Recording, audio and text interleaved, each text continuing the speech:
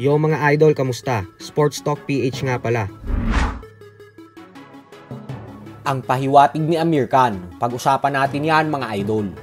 Ngunit bago ang lahat ay huwag kakalimutang mag-subscribe at i-click ang notification bell button for more sports talk.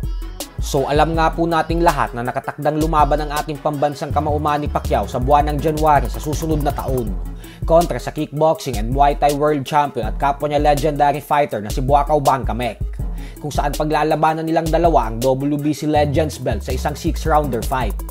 Bukod dyan ay sinabi din ni Pacquiao na desidido daw talaga siya sa kanyang plano na sumabak sa 2024 Paris Olympics. Kaya naman hindi natin maikakaila na sa kabila ng edad ni Pacman na 44 years old, ay magiging isang busy year talaga ito para sa kanya na taong 2024.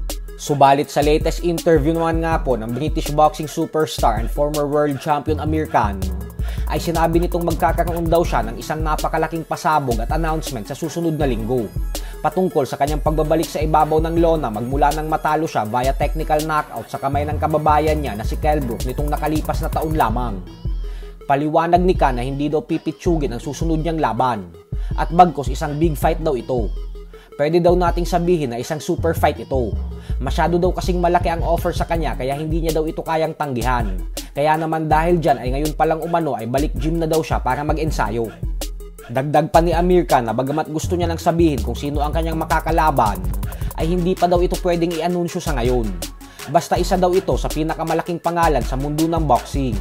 Bukod dyan ay ilang beses na din daw napag-usapan sa nakaraan ang potensyal nilang sagupaan. At ngayon umano ay mangyayari na daw ito sa Dubai.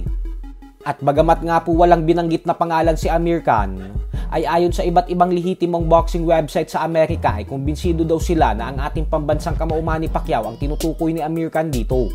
Lalo pat nang sabihin nito na isa daw ito sa pinakamalaking pangalan sa sports ng suntukan. Tapos ilang beses na daw napag-usapan dati na magtutuo sila. Wala po kasing ibang boksingero na madalas ipares kay Amir Khan dati na paglabanin silang dalawa na hindi matuloy-tuloy, kundi si Manny Pacquiao lamang. Kaya naman mag-antay na lang po tayo ng official announcement ni Amir Khan.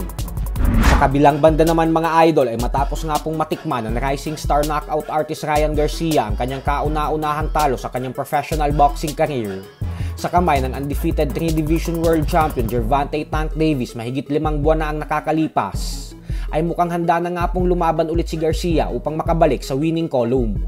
Ayon po kasi sa kanyang promoter na si Oscar De La Hoya, ay tinatarget na daw nilang palabanin si Garcia sa November 18, kung saan bagamat galing daw ito sa pagkatalo, ay hindi na daw sila mag-aaksaya pa ng panahon. At bagkos ilalaban na daw agad nila ito sa isang top contender. Giit ni De La Hoya nakakausapin niya pa daw si Garcia patungkol dito. Subalit hindi niya pa daw pwedeng sabihin ang mga pangalan ng boksingerong posible niyang itapat kay Garcia. Basta ang garantisado lang umano ay isang bigating sagupaan umano ang magaganap. So hanggang dito na lang po muna tayo mga idol. Sports Talk